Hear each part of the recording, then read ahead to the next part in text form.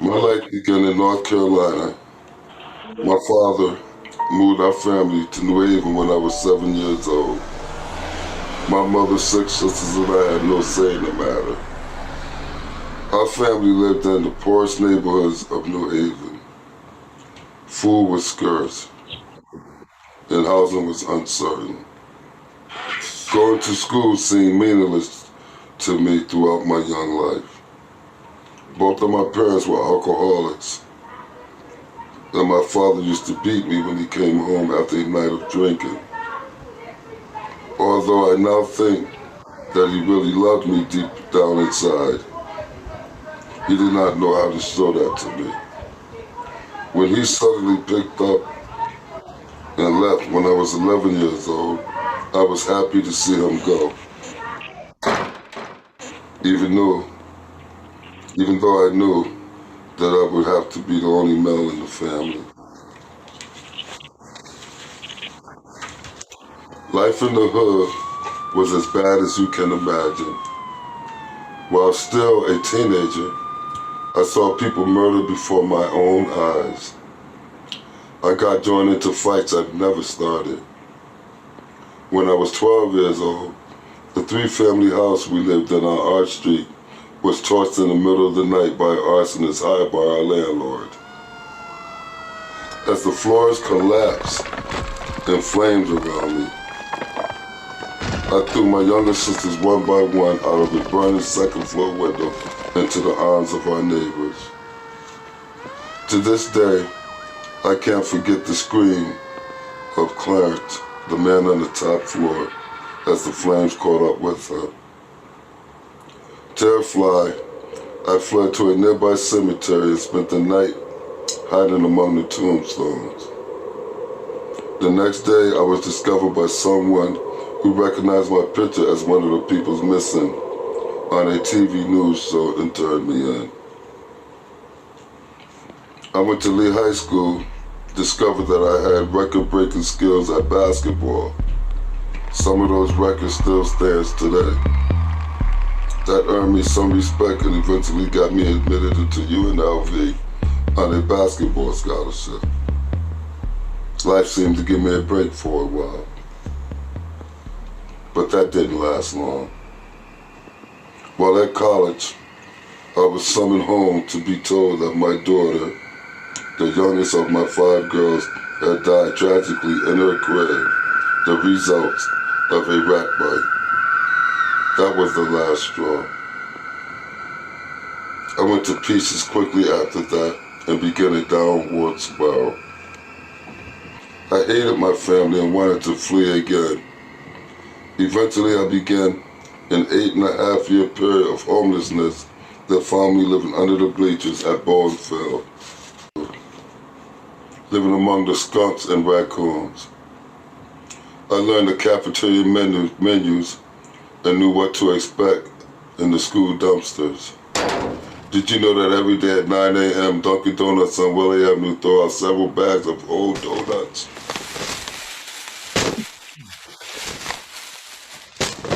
My days were spent aimlessly roaming my circus on the back street of New Haven and avoiding all contact with people.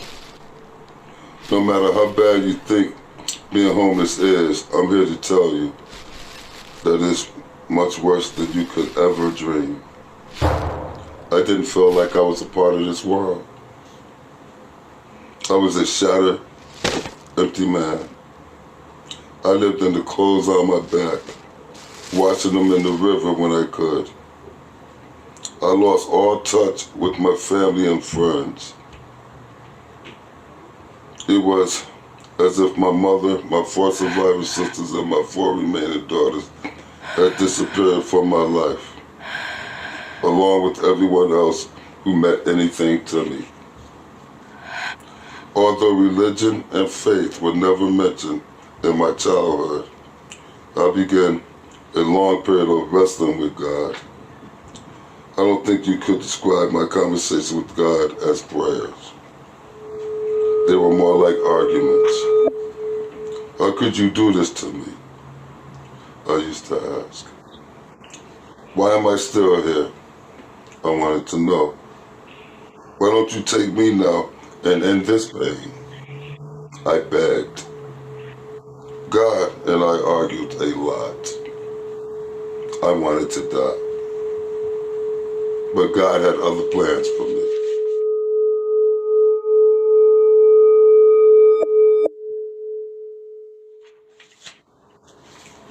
On a dark summer night in 2000, I was surprised to find a mysterious stranger who suddenly appeared out of nowhere, sitting in the shadows on the bleachers near me.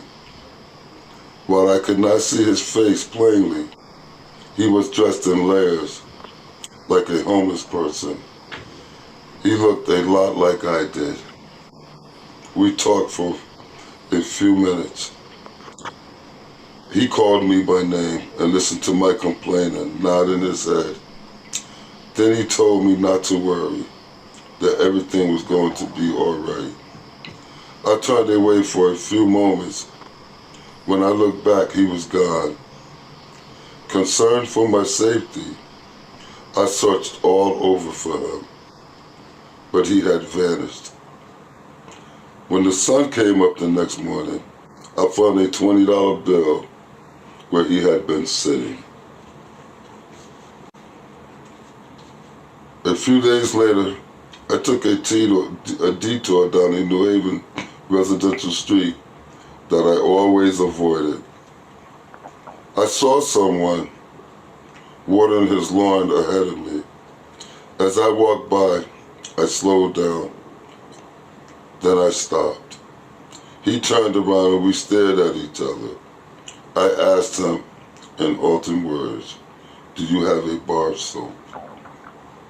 To this day, neither one of us can explain what happened next. He turned off the hose and brought me into his home. He made me some lunch while my clothes turned the water in his wash machine black with dirt. For the next couple of hours, I told him my story. It was easy to tell him that story because I thought I'd never see him again. It was probably the most talking I had done in several years. He sent me on my way and told me that I could stop by and see him again. Then he gave me a $20 bill. Amazingly enough, he was a white guy. I took the bus to North Carolina to reconnect with my dad's family. Although he had passed, his family welcomed me with open arms. I visited his grave every day and spoke to him. I learned that his family had a completely different memory of him than I did. He was everybody's favorite uncle. I forgave him and began to see him in a new way.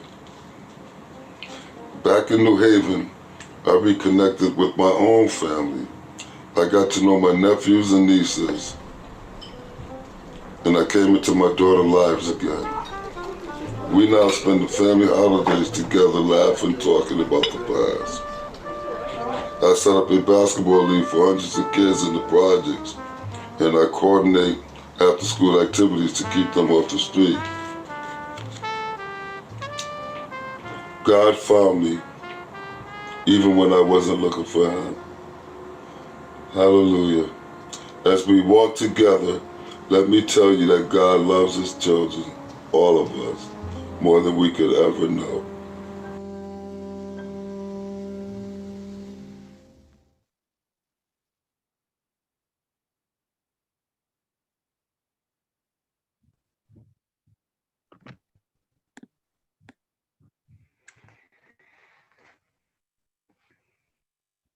So at this time, I'd like to also just ask everyone to use the chat to ask us any questions that you may have. As I said before, I introduced all of the dancers and the panelists. I also want to introduce one more dancer. I am so sorry.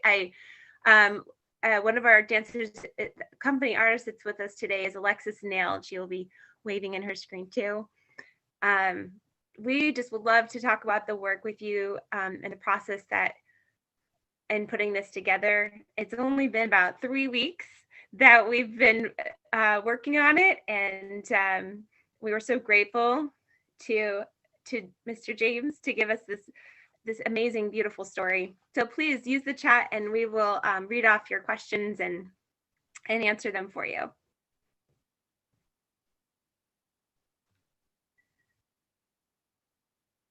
And so while I'm waiting for some of the questions to come in, just to let you know that this is this theme that we're trying to address is homelessness, and where our company is at is in the north end of Middletown, and especially with COVID, there's a lot of homelessness, and Casey will talk more about that later. And we're trying to think of what we had for work to address this issue, and we really didn't feel like we had anything that could really speak to it, because it's not an experience that we as the dancers have personally had. But when we met James, we thought that that would be just a way to really talk about, to amplify a story of what it's like to live on the streets, and then the process of us trying to put that on our bodies was such an incredible thing that we never that I never expected, that I would set a movement and then the dancers would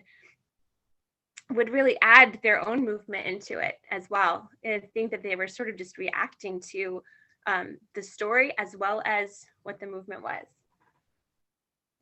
Okay, so one of the questions is, who is the narrator? And the narrator is James, who's with us tonight, which is such an honor. James, could you get closer to your camera so the audience can see you?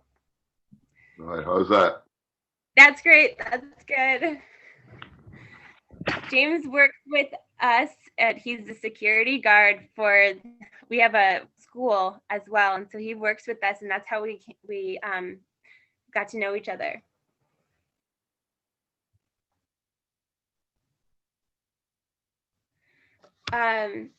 We have a question from Celia Torrey, who said, this piece was so beautiful. How did the story influence the movement that was created? Heather, do you want to take that question?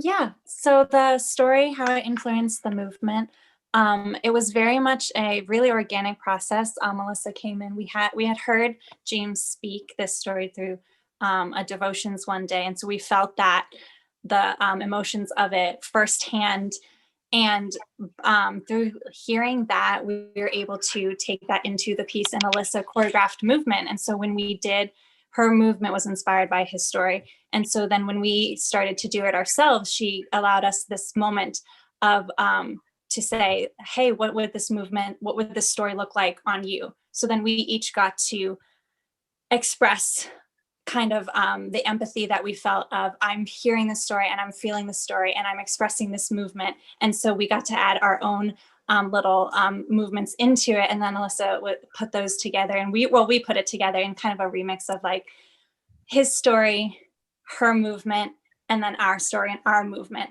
kind of all weaving together to express this. And so I feel like it was a really good way to show that the empathy for his story, because I haven't been through those experiences, but I feel those experiences in the way he tells it, and I can express that through movement. Thank you, Heather. We have another question from Elijah, he said, how was it for James to see his story reenacted? And I would love to hear the answer to that question. James, could you answer that? How was it for you? Well, first, when you was telling me about it, I didn't see the connection there. I actually didn't see the connection until I saw the video, actually. I was wondering how you guys was going to do it also. But I found it amazing. The first time I saw the video, I was like, wow, you know. But I think you guys did a wonderful job. And I think you guys really hit the nail on the coffin. Good job. Thank you, James. Yeah, I was so nervous about doing this work and really concerned about, and I remember James, you and I were talking, and I was like, how do you feel about, we have very different bodies, we're women, we're white. How does that, is that okay for us to, what do you think? And you said, I love what you said. You were like that. I think it might be groundbreaking because most people who hear your story or who associate you with, would think of you on, remember you said like on the news or something, you're like, white suburban women don't really, really know that, this could be my story, and I that really spoke to me too.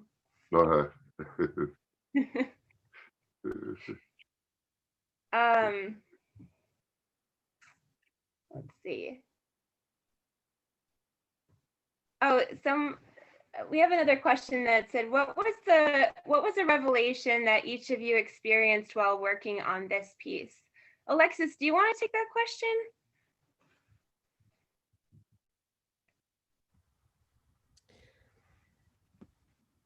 I think something that struck me was just how many elements there were to his story. And while I couldn't really identify with any of them or understand any of them, I felt like I was gaining compassion for him and for other people by kind of walking through that story through the movement. So that was really powerful for me. Thank you, Alexis. Ricky, did you talk about that as well?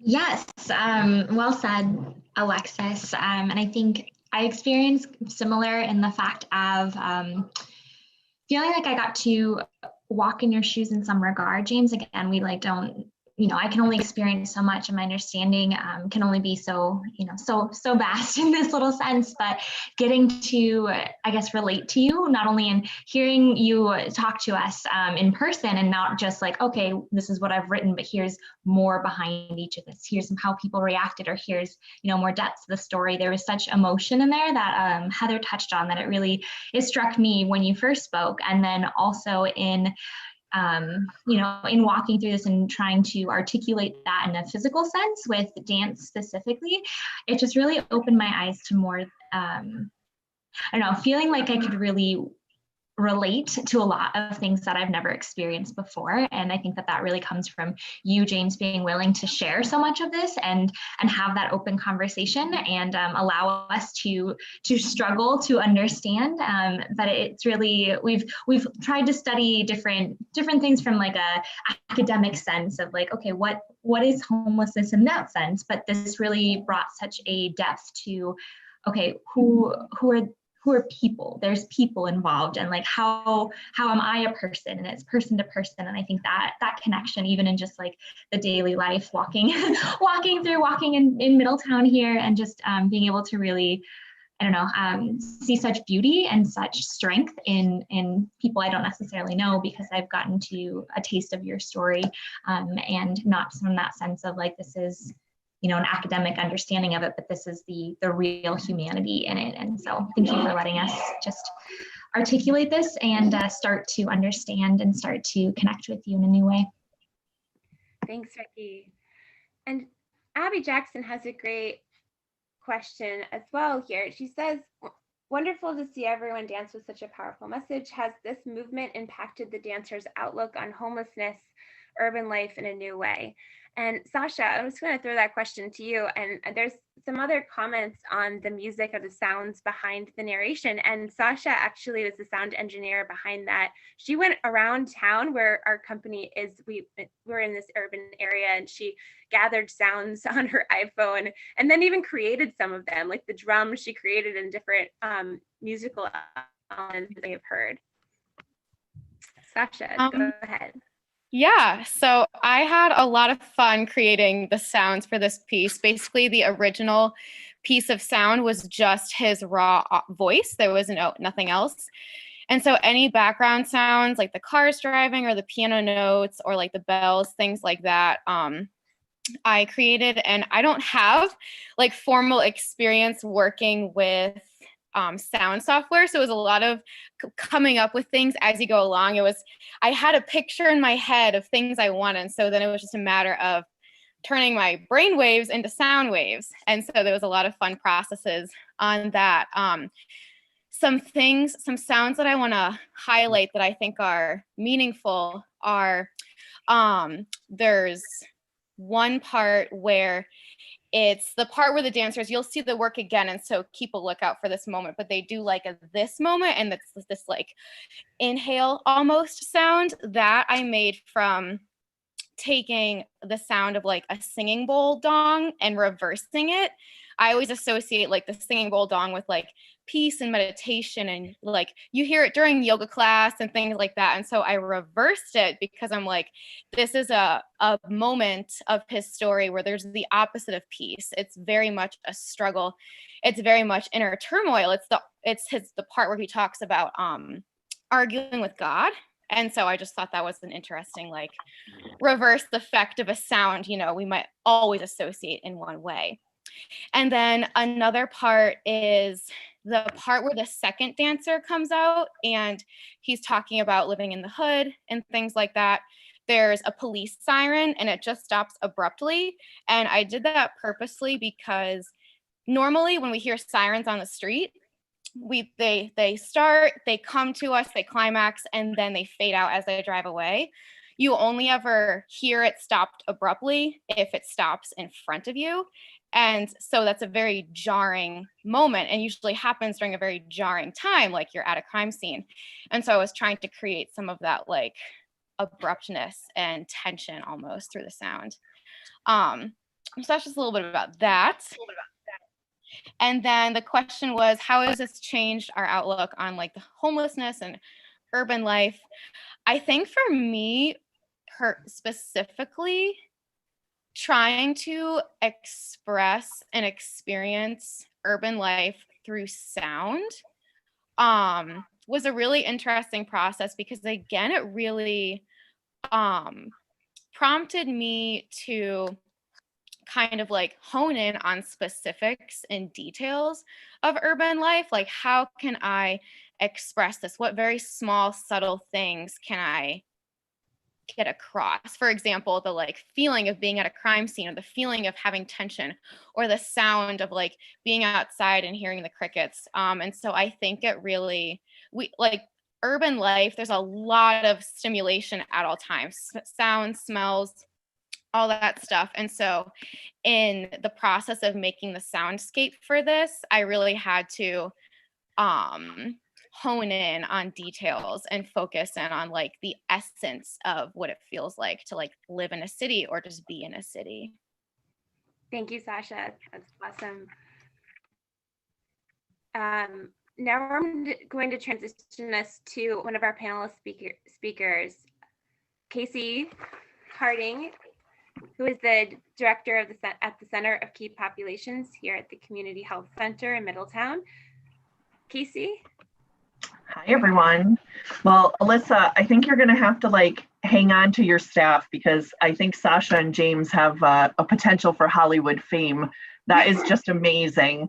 And James, I could listen to his voice all day. I was thinking, it's weird that we talked about the music and the sounds because that was, I'm not a dancer, I'm not very creative, but that like struck me so much. So the fact that I could even pick up on that stuff is just amazing. So hi, everyone. It's such a privilege for me to have been invited here tonight. As Elisa said, I'm Casey Harding. I'm the director of the Center for Key Populations at Community Health Center here in Middletown. The Center for Key Populations is actually a center of excellence within CHC that houses a lot of programs for vulnerable populations. And one of those includes individuals who are experiencing housing insecurity or homelessness. And so I've never personally experienced being homeless, but it has been my great honor over the last 20 years to have been able to stand beside individuals in our community who are homeless and to have them invited into their space to learn from.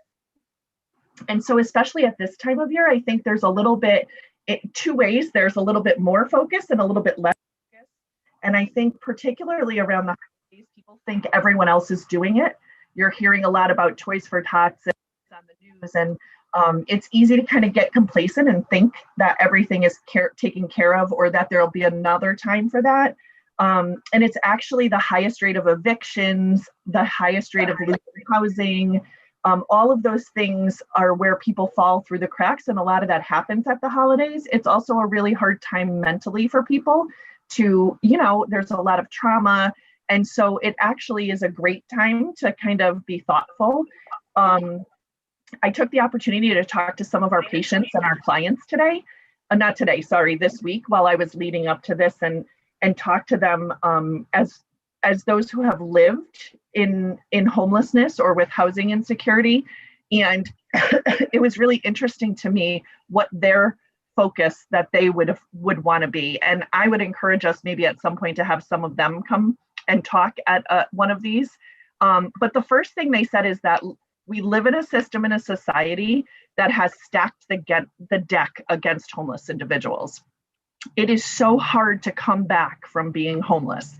If you've ever been incarcerated, lost a job, gotten behind on your debts, if you've experienced healthcare crisis, if you've experienced substance use or mental health issues, if you spent time in shelters, it is so hard to get back from that. The next thing they said is that on top of homelessness, hunger, lack of transportation, and lack of resources add to the difficulties of getting yourself out of homelessness. And think about, they kept saying to me, like, think about how limited those resources are and how hard it is to access them when you're just trying to get through every single day. The next thing I thought was it was beautifully put by about 10 different people. No one wants to be homeless. No one ever. There is not one moment when I am happy that I don't know where I'm going to sleep tonight. And they really feel that that's a perception that's out there. And then lastly, and I'm going to say this straight out because I think it's important to hear it as it said, people who are homeless are not lazy. They're not crazy. They're not sick. They're not just drug addicts or hopeless. They may experience some of those things and they may struggle with real world problems, but who doesn't? And they said to me, look at your own family and friends and tell me that they don't deserve help and chance despite having some of these challenges. Why is it any different for us? And I love that. I love how brutally honest that is. And that's a lesson that I keep with me. And most importantly, I think I wanted to know, what do you do in a world where there are homeless and there is nothing we can do to solve this problem right now? And they said, ask our names, ask what you can do for us. Sometimes no one bothers to know who we are. And they said, people often get told not to give us money because they think we're going to go out and drink or do drugs or do something. But what this one gentleman said to me so beautifully, he said, I ask you to consider that you think food might be what I need today, but it might be that I need medication or money to stay on a friend's couch. I might be able to get a hotel with 10 extra bucks, a hot meal, bottled water, hygiene supplies, or I might be able to give my mom $5 to get a Dunkin' Donuts coffee. And that may be the most important thing to me today. And so I think if you're trying to answer the need for people, the best thing is to ask the question about what can be the most useful or helpful. And the last thing coming from my heart, and I'm sorry, Elisa, I'm taking too much time, but the last thing coming from my heart that I think everyone needs to hear and use and be a part of is advocacy. Speak truth to power whenever you can, whether it's in your schools, in your dance schools, in your churches, in your friend groups, on your social media. Write letters to Congress and legislators, email governors and mayors, at town council meetings, stand up, put things on websites, in your college essays, anywhere you can think of. Tell anyone who will listen that all human beings deserve the right to healthcare, housing, food, education, and humanity. Fight for dignity for everyone and keep that conversation going at your holiday tables and everywhere beyond. Be a force that can't be ignored because there's a momentum in numbers, I promise you that. And the more we all advocate for the people who are the most vulnerable in our society, that's when we're going to see our world change. That's when equity is actually going to be a possibility for us. And that's what we all want. And so again, thank you for inviting me. This was beautiful, James. Thank you for sharing your story. It was absolutely inspirational. And I'm so proud to be a part of this school and with all of you tonight. So thank you. Thank you, Casey. That was wonderful. Thank you so much for sharing all of that. And I just want to add to that, we don't have enough beds for the warming shelter here in Middletown, and just want to raise awareness on that. And we're working on that. It's something that but it's really important to advocate, to raise awareness, because nobody should have to die from exposure, or really, from not having shelter. Now, James, would you like to follow up with anything before we see the work again? Well, I thought what she just said was beautiful. She kind of hit the nail right on the coffin there. I slept under bleachers for 8 years, under below zero weather. When I was walking the streets, people were actually scared of me. I think I've told you this before. When I see a homeless person, sometimes Trinity downtown, New Haven, I'm security there, I'm outside. A homeless guy would come. There's a lot of homelessness right there in the heart of the church, right there. They would walk by, they hang around the church. And so the people will come out, oh, wow, look at him. Oh, he looks rough. They want to get away. First thing they want to do is get away from him, But by my experience of homelessness, I don't see what a lot of people see. I see pain, I could see the pain because I've been there. I've ate out of dumpsters for 8 years. I washed my clothes in the water for 8 years, and my daughter, but I'll tell you this, it's a lot worse than that's just the beginning of the story right there. What you guys did, that's just the beginning. I'll be honest with you. But there were like 10 billion episodes, that of being homelessness, I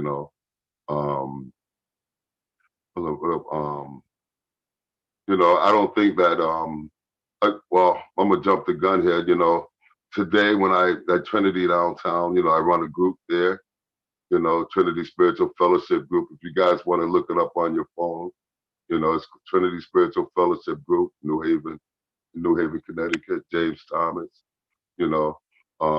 at today's date, I think we're like at 100, I got over 187 people housed through my group, and when I first went there, I experienced homelessness there, I experienced being Black, I experienced being Black and homelessness at a church that's 97% white, I think, and honestly speaking, I still go through certain things today, but God's got God, God's healing and all of that. But God has put me He's made, I believe in my heart that everything that I've went through was for a time like today, for a time like this, and like today when I went to work today, Trinity in Middletown, and this is like the second episode I had where there was someone sleeping. My first episode was totally different. It was a drunk guy yelling and screaming. But it's my approach to him today, to the couple today actually. The lady had left. When I walked up there, I just told him, I said, buddy, you can't sleep there. I got some little girls coming in, and he jumped up, looked at me, I continued going. I went inside the church. My approach is totally different, because I've lived it, and so when I went into church, I said a quick. He's folding up his blanket, a real nice guy, excellent guy, beautiful person. I mean, he's a beautiful person, so apologetic, and so I went into church. I said a quick prayer, and I looked out at him. I saw him folding his blankets and stuff like that. And I run into this all the time, especially in New Haven. So I opened the door again, and I said, here's $5. Maybe you can go. I said, the Dunkin' Donuts up there is closed, but I'm pretty sure you're from here. You probably know where to go. I'm not the Dunkin' Donuts. And he asked me, he said, can I hug you? And he started crying. He actually had tears in his eyes when he was walking away from me. You know, so you know, it's my approach is different because, like I said, you know, we're not criminals. We're not criminals. You know, we're not. You know, I mean, you don't grow up looking forward to being homeless. You grow up, you're looking forward to going to college. You know, you grow up looking forward to doing this. Well, not being homeless. Everybody's, you know, you're not homeless because you want to be homeless. You know, a lot of, then there are some, and I'm going to say maybe a 15 to 20% ratio that are homeless for drugs. But that's not the majority. You know, for me, it was my daughter why I went homeless. You know, and being homeless, you know, there's a, you know, after the 8 years that I was in the streets, you know, I developed some kind of mental illness of talking to myself in my head because I wasn't, you know, I didn't encounter people during my day's journey. You know, I would play back my college life when I was in college, you know, stuff like that. But so, I mean, it's just, you know, it was, I can't really put it in words. I really can't. You know, like I said, that was just 5% of it when I went through when I was home. You know, there's the cold nights where I'm freezing, I'm trembling. You know, my clothes are wet. You know, and as a homeless person, you know, the worst thing that can happen to you is a rainy day. Your clothes get wet, and then at the end of the night, I'm under them bleachers. I'm shivering. You know, I got no blankets. I'm under the leaves. I live like a stray dog. You know, and that's how, if I want to describe how I lived, it was like a stray dog, literally like a stray dog. You know, I'm going under the bleachers, and then I'm going up the street I'm going to try this school dumpster, and I'm going to go over here to this school dumpster. You know, need a bath today, so I'm going to go to Edgeo Park. I'm going to wash my clothes out in the summertime, lay them in the grass. I'm gonna get in the water. I'm going to wash up in the river.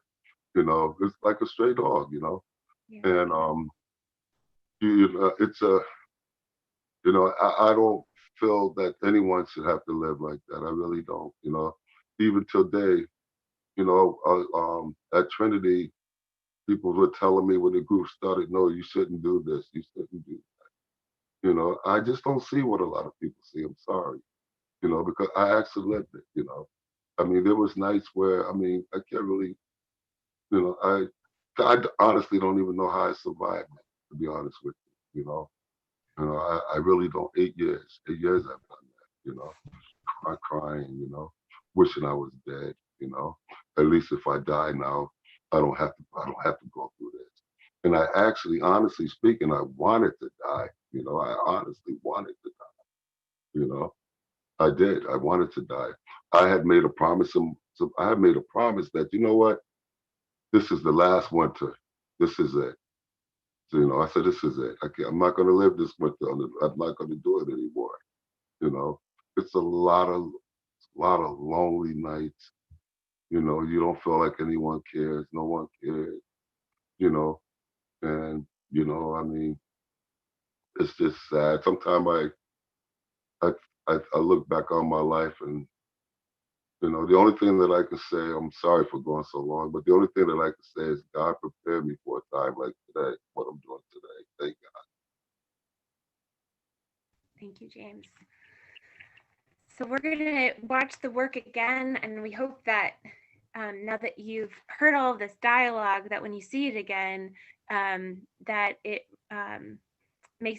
hopefully makes a deeper impression on you. And if you have any other questions, we're going to hear from a couple more people, and we'd love to hear your questions as well. Thank you.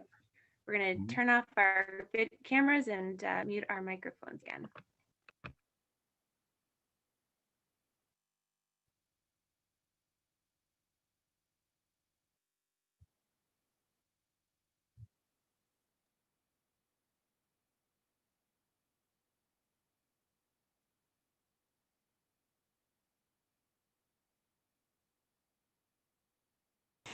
My life began in North Carolina. My father moved our family to New Haven when I was 7 years old. My mother's 6 sisters and I had no say in the matter. Our family lived in the poorest neighborhoods of New Haven.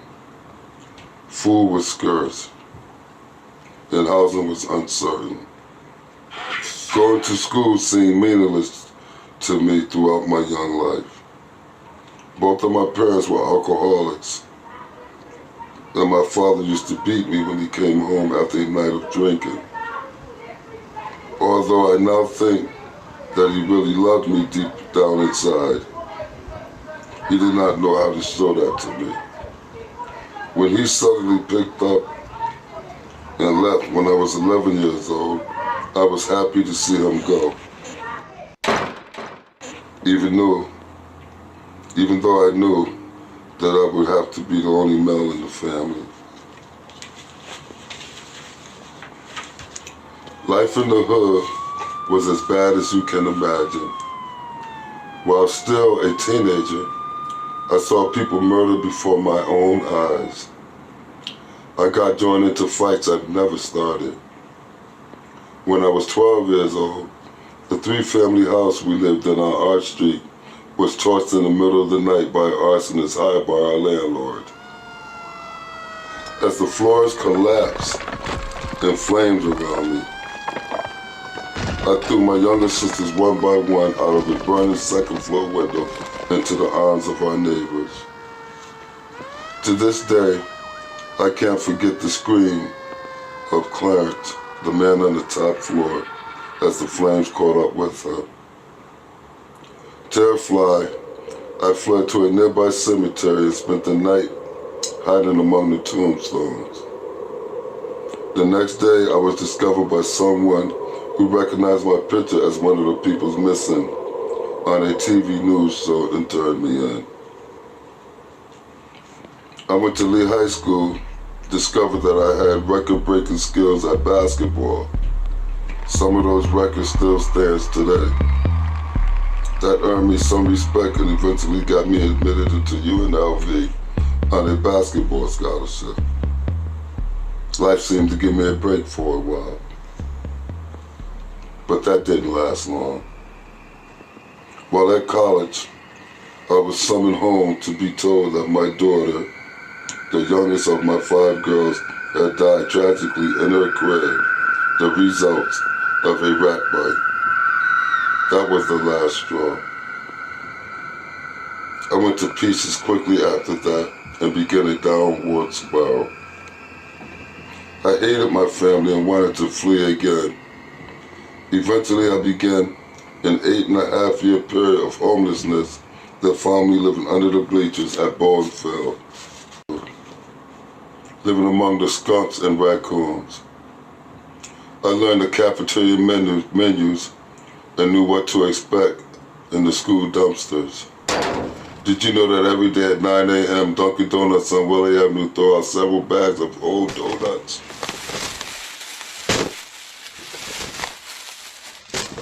My days were spent aimlessly roaming my circus on the back street of New Haven and avoiding all contact with people.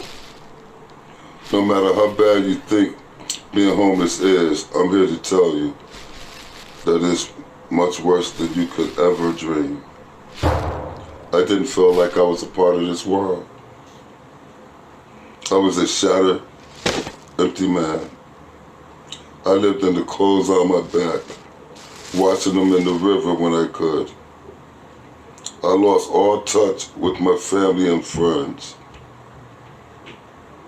It was as if my mother, my 4 surviving sisters, and my 4 remaining daughters had disappeared from my life, along with everyone else who meant anything to me. Although religion and faith were never mentioned in my childhood, I began a long period of wrestling with God. I don't think you could describe my conversation with God as prayers. They were more like arguments. How could you do this to me? I used to ask. Why am I still here? I wanted to know. Why don't you take me now and end this pain? I begged. God, and I argued a lot. I wanted to die. But God had other plans for me.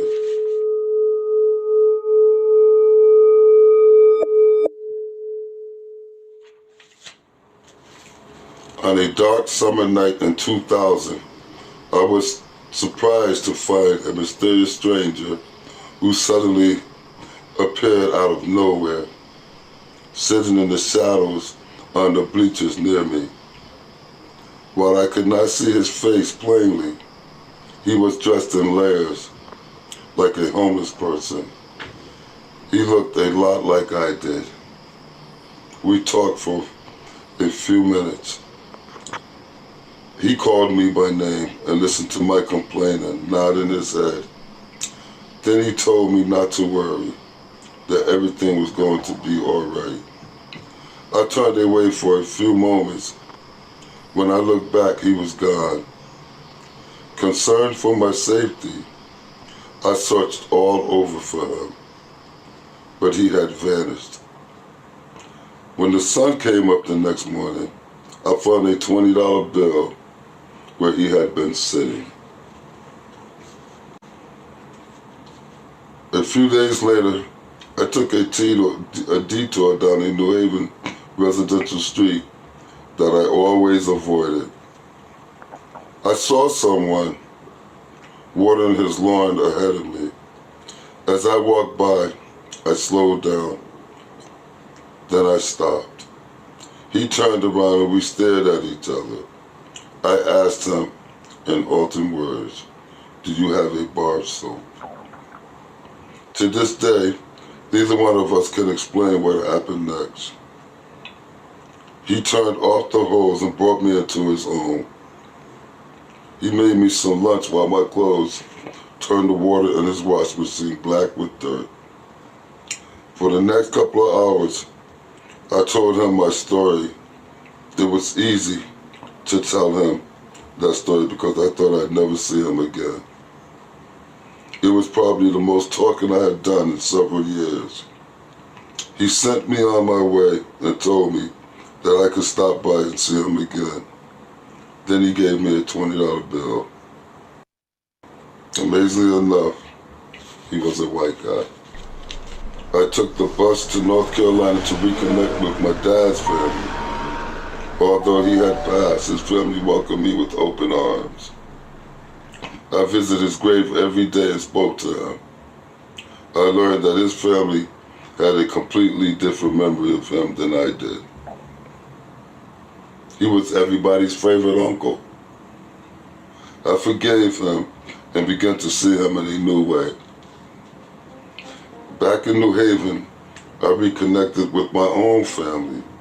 I got to know my nephews and nieces, and I came into my daughter's lives again.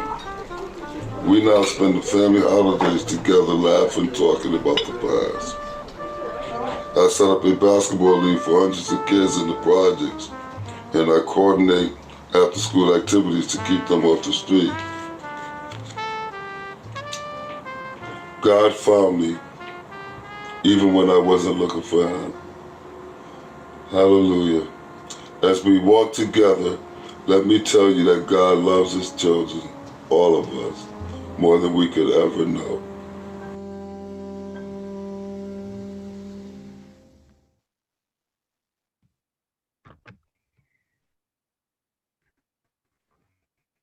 And now I want to introduce our next panelist speaker, Reverend Isaac Lawson. Isaac, go ahead. Wow. It's just such a, always just takes a moment to let that sink in. Such a powerful and just dynamic piece with the movements and the dance coupled with the story. Such a powerful story. So thank you for sharing this, and thank you for inviting me to be a part of this.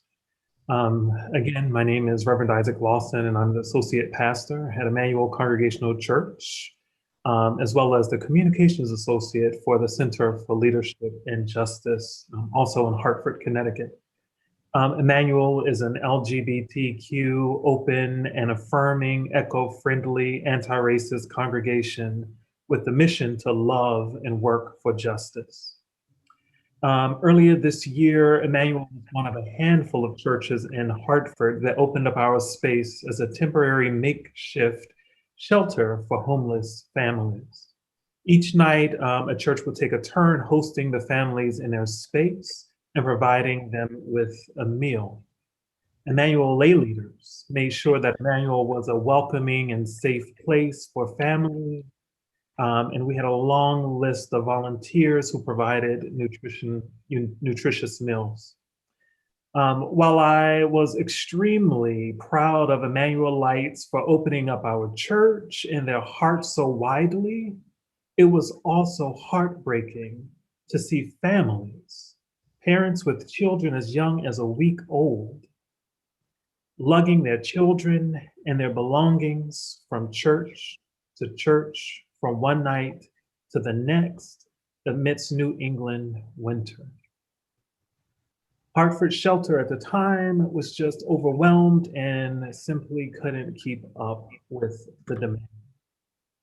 So while congregations like Emmanuel are good at being charitable, I think what is really called for at this time is that we also take the work of the church outside of its building and outside of its doors and into the realm of social justice.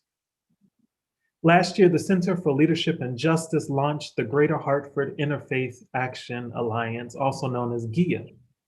It is an interfaith group of over 40 diverse congregations engaged in multi-faith, broad-based organizing. Together, we are building the requisite power needed to make just change on a systemic and systematic level, to tackle policies that are bad for marginalized groups with marginalized groups leading the way. I think it's time for congregations to work to undo the consequences of policies like redlining, housing segregation, evictions, etc. I think it's time for congregations to organize for affordable housing in higher opportunity neighborhoods and not concentrated only in high poverty neighborhoods, or to organize for better mental health and social services, and to start dismantling racism in the way that that permeates into all of our policies. And just to keep it brief, one of the things that I want to end with is actually something that James said in that piece that was just hit me at the core. And he said, God loves God's children, all of us, more than we can ever know. That God loves God's children, all of us, more than we can ever know. And I think at the heart of it, this is the role of the church, to make this fact of God's love, even for the most marginalized, known and real in our world through the work of love and justice. Felt in there. Amen. Thank you so much, Reverend Isaac. I just find it so encouraging to know that there are congregations out there that are doing this kind of work. And Anna, maybe we could make a way to include the links to the organizations that were mentioned in the description below. That would be wonderful. I know we're getting short on time. It's so hard to segue all of these things. But I want to just go to Morley Van Perrin, who is our theologian in residence. She has some words for us to do as well. I will make it brief because I think so much has been said and I don't want to gum anything up with more words. But working with the dancers, just talking about this process, I think the thing that we talked about the most was the process of bearing witness and of holding and honoring everybody's story and the gift that they were given, that we were given, to be able to hold James's story. And and the whole process of embodying. I think you can all imagine what that was like, and you can see what that was like. And just to connect that with one of the things we talked about, I feel like, James, you've given us a psalm, because that's what the Psalms are. And we can read them to express how we're feeling, but we can also enter into other people's reality by reading Psalms that maybe aren't reflecting us at the moment. And James, you gave us a psalm, and the dancers were able to put movement so that it's not just something that we have all experienced up here, but it's something that we've all experienced in our own bodies. And I think that's the gift of dance. And so you've all given us that gift, and then helped us to connect with ways to continue to give that gift. So thank you. Thank you, Millie. We have one other question in the chat by Abigail Bowden. She said, I can imagine, what did the dancers feel? Sorry, I'm reading this wrong. Did the dancers feel a sense of responsibility in carrying this piece? I can imagine they must have felt a weightiness to stepping into the position and telling the story. India, would you like to take that question? Sure. I definitely think that there was a responsibility that we all collectively had in telling the story, because it's not our own story. However, at the same time, I think, as Heather alluded to previously, we all can find empathy or can find pieces of it that may relate to our own story. Because when it really gets down to it, we're all one humanity. And so I think that there is a human aspect to this story that anyone can relate to, whether or not they've experienced homelessness. And so, yes, there was a huge responsibility, not only in presenting the work, but in also the interior of finding the empathy and finding the humanity in everyone. Thank you. And Emily, would you like to add to that as well? Yes, I was thinking about, with this piece coming into it, that it's not my story to tell. Well, it's not my story, it's James's story that we're sharing. So I was kind of I was thinking about being like a blank canvas in that sense. I also was talking about in one of our discussions that I was feeling as though that I was trying to go into this mentally as the movement wasn't like an improvisation where I'm not thinking about the next step, but the movement is moving me, his words are moving me. And it's kind of like his words are a partner. Like we're doing a pas de deux on stage. His words are our partner, and he's guiding us and catching us and pushing us and turning us. Like his words are doing that to us through our movement. That's what I was thinking about as we were doing it personally. Everyone else had different interpretations, but that's what I was embodying through my movement. Thank you. That's wonderful. So that really concludes our evening of Dance and Dialogue. Thank you so much, everyone, for coming. I just have a few more shout outs to say thank you to who's not here, but who did our amazing lighting, was Christopher Bell, and our videography, Jonathan Schroth. And thank you to all of you for coming, for taking this time to be here with us. And thank you again, panelists, for being here with us today. And please consider donating through our website so that we can keep doing Dance and Dialogues free for the rest of our season. We so appreciate your support, especially during this time. And please raise awareness for this issue. Most importantly, please, as Casey said so well, just keep speaking truth to power wherever you are. And thank you so much again for coming. Have a great evening. Hopefully we'll see you at the next Dance and Dialogue, in January, one a month for the rest of this year. Thank you so much. Good night. Good night.